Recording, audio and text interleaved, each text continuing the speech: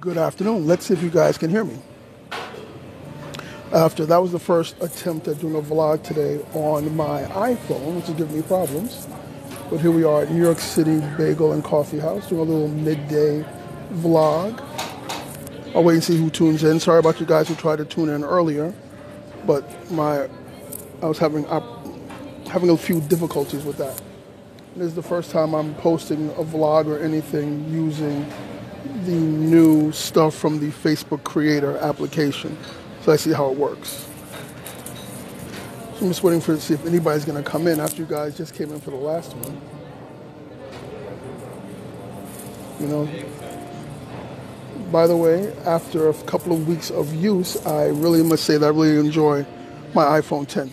Hey, Andrew, thank you for being the first one to tell me you weren't hearing me. Can you hear me now? I think I put a disclaimer in there also that I'm not responsible or have any claims to the incidental music playing in the background. So just let me know if you guys can hear me.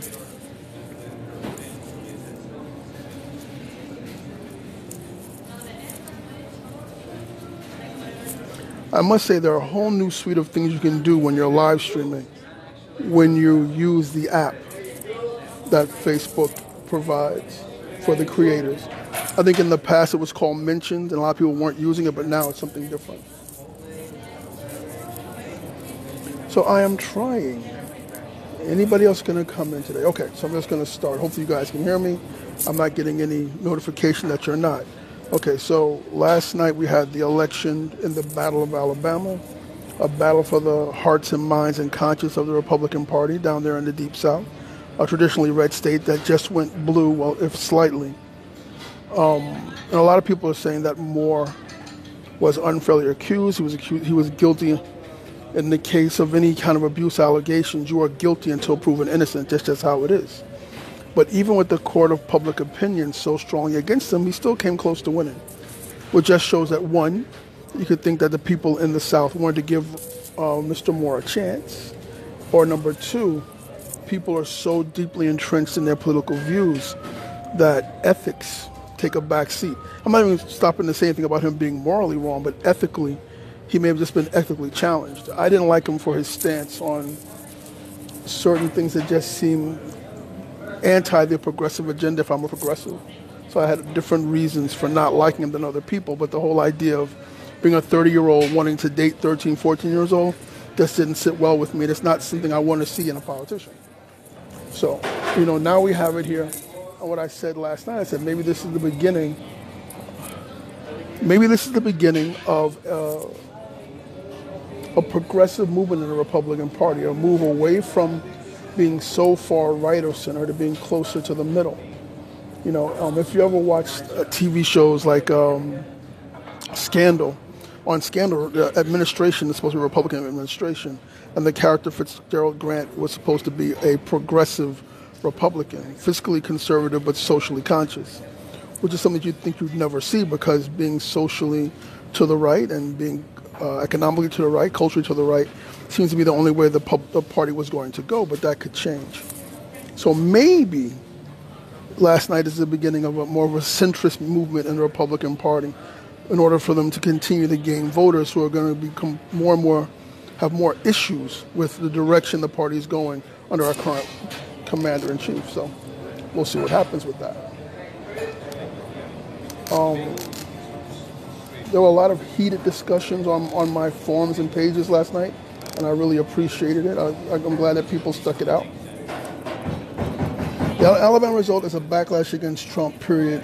Talk about it. Well, yeah, I think it's a repudiation of, not necessarily on all the Republican/conservative viewpoint, but I think it was the fact that there just comes a level where the public can't stomach anymore.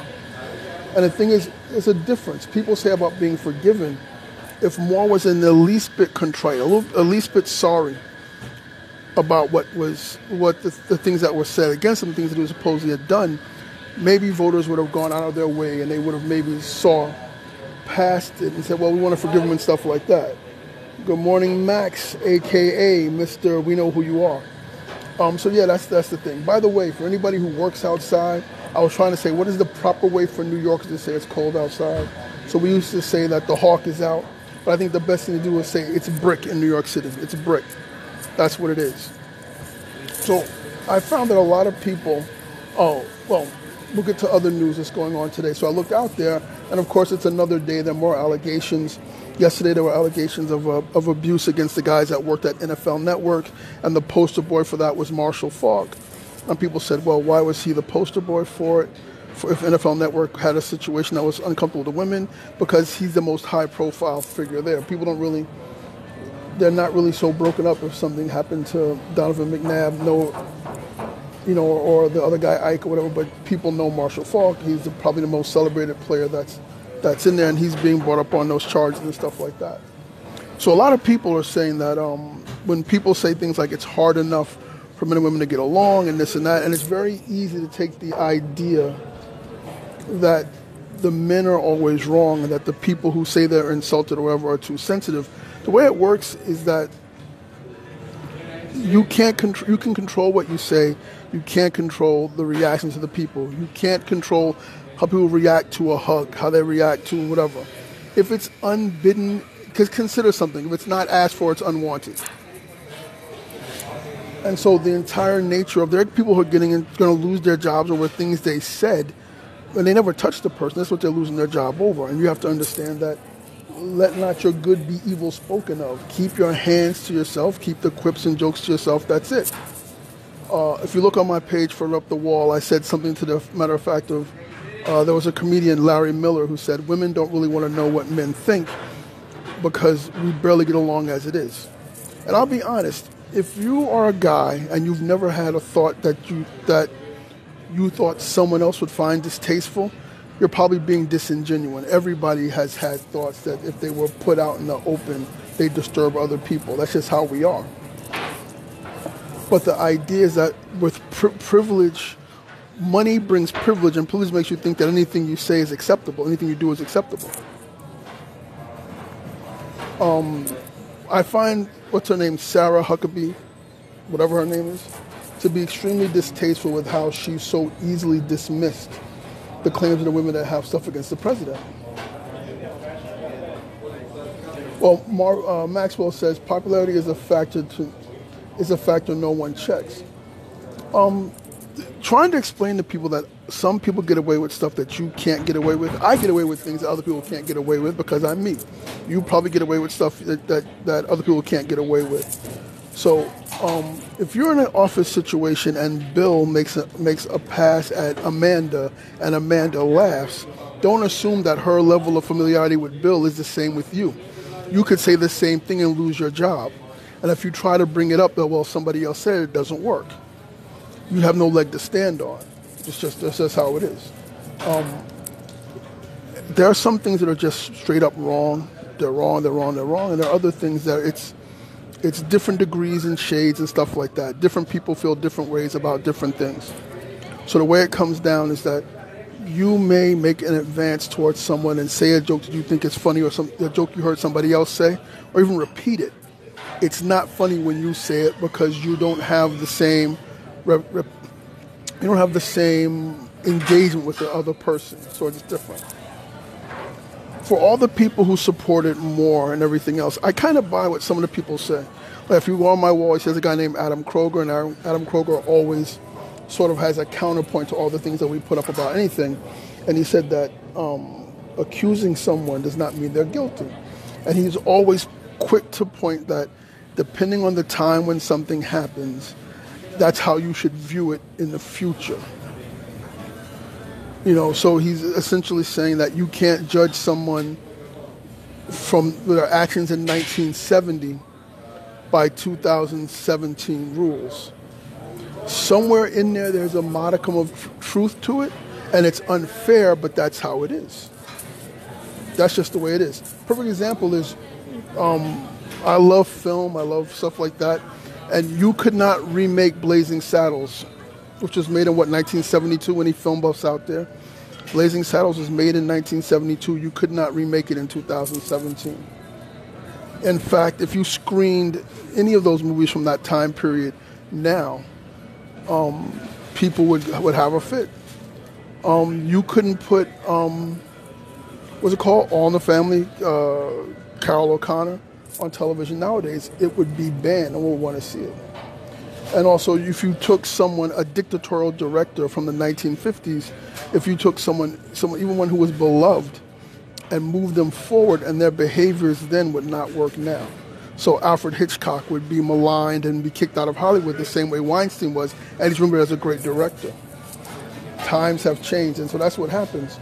If you live long enough, there's a statement, if you live long enough, you may live to see yourself as a villain. You know, you may live long enough. And here's an example from politics, you know. Hosni, this is, you know, I have these really weird non sequiturs. Hosni Mubarak was the prime minister of Egypt, I think, or president of Egypt.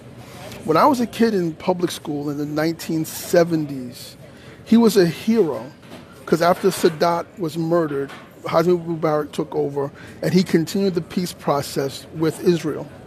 And he was a hero. But he lived long enough to be thrown in jail and live as a villain. He outstayed his welcome. And I think one of the funny things is a lot of icons get to die before what they do is called in to focus about how things are now. So right now, it's a good thing that some people aren't acting anymore because some old actors have ideas that are so sexist. You have to keep them in that time period. But once you cross into another era, you're going to be judged by that era. True. Maxwell put up about Norman Lear.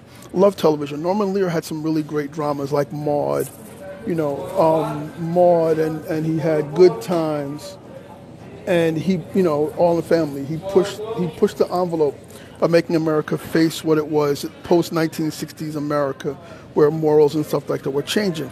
His TV shows wouldn't fly right now. Actually, you know what? I take that back, Max. If you look at it this way, the spirit of Norman Lear's TV shows live on in ABC. I remember when we were kids, I don't think all the shows that came on that Norman Lear did, I think they were NBC and CBS shows. But the really funny thing is people want to know how ABC has made it.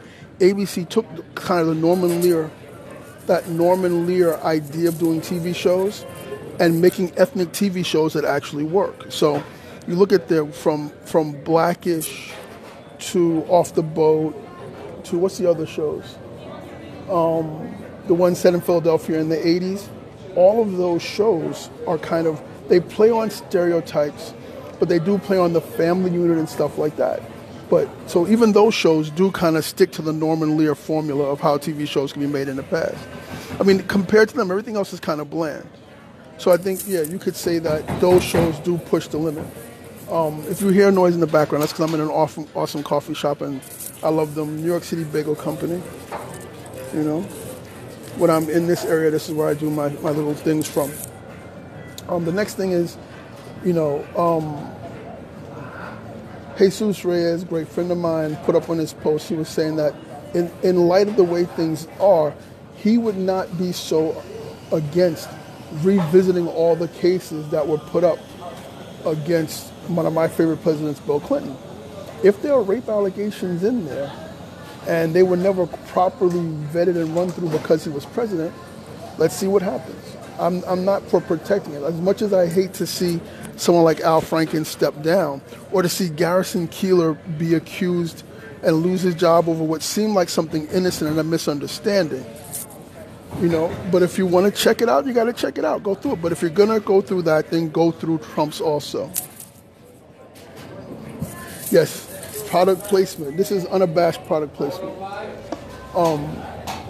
So the whole idea is that, again, going back to what Adam Kroger said, I agree with him in a way that it is kind of unfair that people are being judged now by things they did and said so many years ago, taken out of context. That's why I call one of my shows Taken Out of Context.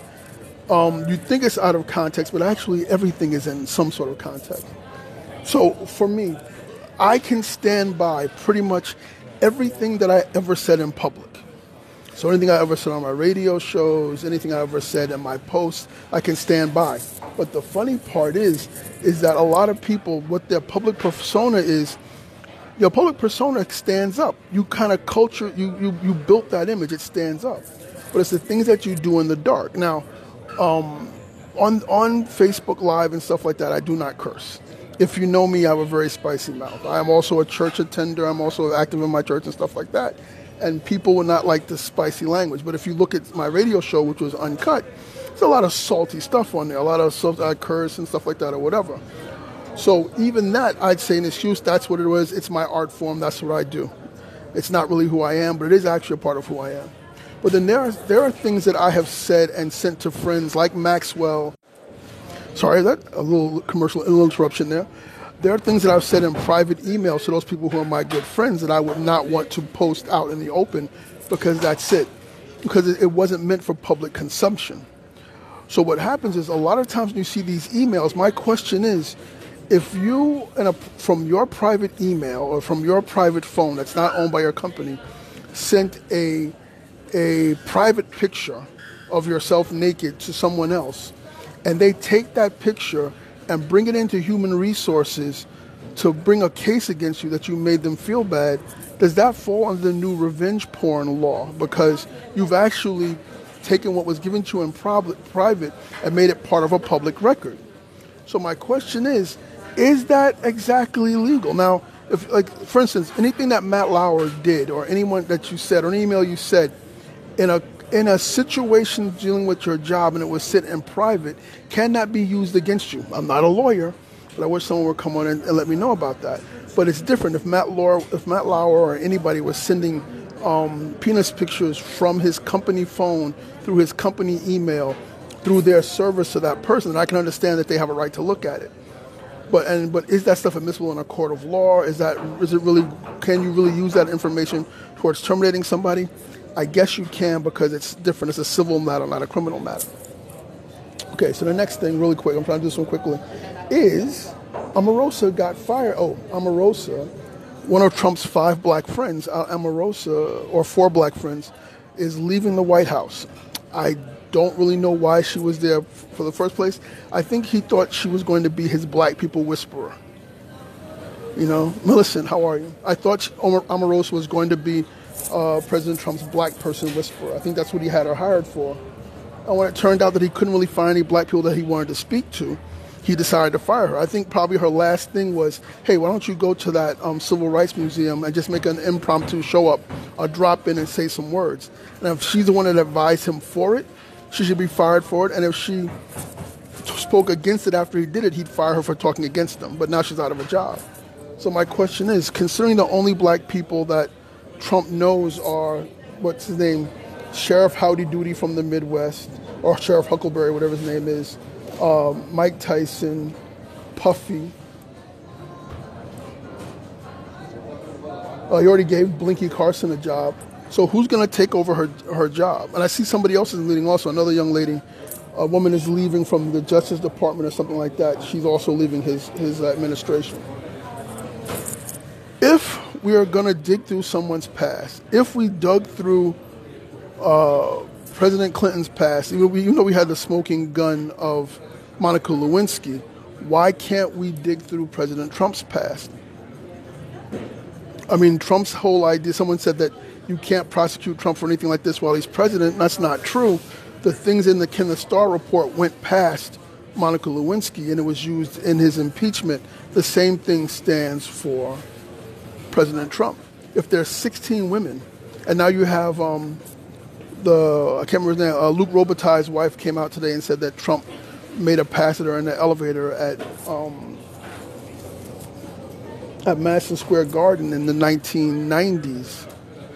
When these things happen, it kind of sticks in your mind. If there were any ladies on here, I'd like to know, when something like this happens, do you ever forget it? Even if you laugh it off, does it stay in your head? If someone forcibly kisses you or forcibly touches you or even disrespects you and your boyfriend or whatever behind your boyfriend's back, doesn't that stay in your head? And I think since that's the case, that sometimes these women can recall these things vividly because you don't forget them. You know, so that's the thing. If we can have this situation where it costs Roy Moore his office, it costs 2 senators and representatives their jobs, why can't we really investigate, get to the bottom of this Trump matter and get it over with? More than likely, unless it's a rape charge, it's not going to be something actionable against him because he's president. It's going to be very hard to sue him. since none of it happened while he's in office, it may not have a bearing, but it does a bearing on him doing his job, which is an important thing. But it may have bearing on the type of human being that he is, and it may keep him from getting reelected next time through. If someone honestly looks at it and goes, President Donald Trump did molest, abuse, or make uncomfortable 16 women over his life from the 1980s through 2006. One of the things I wish would happen is Al Franken steps down, does what he needs to do, fixes his family, and then runs again for the office when it comes available, unless it splits the votes and takes the position away from a Democrat in Minnesota when in 2020. The latest thing is everybody kind of understands what Trump was getting at when he was saying that Kristen Gillibrand would do anything for campaign contributions, knowing the source. And that's the thing. It's not exactly what Trump said that's inflammatory. It's considering the source and the history of his rhetoric. And what I said, if you look in the future, I see people like in 2020, I see Kristen Gillibrand, I see Kamala Harris, I see them running for office. I see, hey, look, if the Republicans were smart and they do move towards a sort of compassionate conservatism, maybe they should have Condoleezza Rice run in 2020, take Trump off the ticket. It gives the Republicans a chance to win. I'm just saying, if I could write history or affect the future in politics, it would be interesting to see the Republicans trot out someone who is fiscally conservative and socially conscious. It's very interesting. Now, the fact that I can't think of a Caucasian or a white female Republican conservative that fits that way, the only ones I can think of would quite possibly be a conservative of color, shows you how I view conservatives and social issues. That fiscally conservative goes hand in hand as socially conservative, and it's not exactly the best thing for the party. Okay, so people here in New York, stay warm. It's going to be cold today and tomorrow. Stay on my page. I'll continue to put up some stuff about politics and things like that. For the people out there who say that Roy Moore may have gotten a bad deal in his election bid, he has himself to blame, not just for his actions, but for not showing any remorse. And the thing is, leaning on the fact that you are wrong and strong just entrenched people against you. Even evangelicals who strongly, and sometimes to my dismay, will vote what's convenient against their faith. They will vote against their faith for what's convenient. That makes it very interesting and very hard for me to speak against Christian evangelicals. So, yeah, that's where we stand. So the election is over. A lot of people say it's going to lead up to more gains. I'm not necessarily sure of that. We're going to keep Minnesota. When it comes time for midterms in 2018, we'll see if this affects. If Trump does not affect his rhetoric, he is going to be poison to anyone he campaigns for, going forward and going 18 and going forward to 2020. And I think that also Trump picking on Kristen Gillibrand increases her visibility. And you have a lot of politicians and Democratic politicians who are not exactly old guard, but you have her, you have Cory Booker, who can step up to make some noise nationally going forward in 2018 and for the next presidential election in 2020. Because we've been distracted recently. Don't forget that the Trump Mueller investigation is still going on. Collusion is still a thing. Don't become so distracted by this thing we just went through right now with Moore in Alabama. Don't let that dissuade you, or take your thought of what's actually going on. That Trump is still under investigation for colluding against a foreign power in an election process, probably the most sacred thing to Americans. Besides the flag and everything else, what actually should be sacred is our electorate, our electoral body, how we pick our president, how we pick our leaders, should be more important than who kneels for a flag. That's just my opinion. So that's it. This is a short one. Thank you to New York City Bagel and Coffee House. So yeah, you guys should definitely come through here if you're in Astoria. The bagels are huge, the portions are great, the coffee is strong and delicious, all that good stuff. All right, so I love you guys. That was a quick one this afternoon. Thank you for tuning in.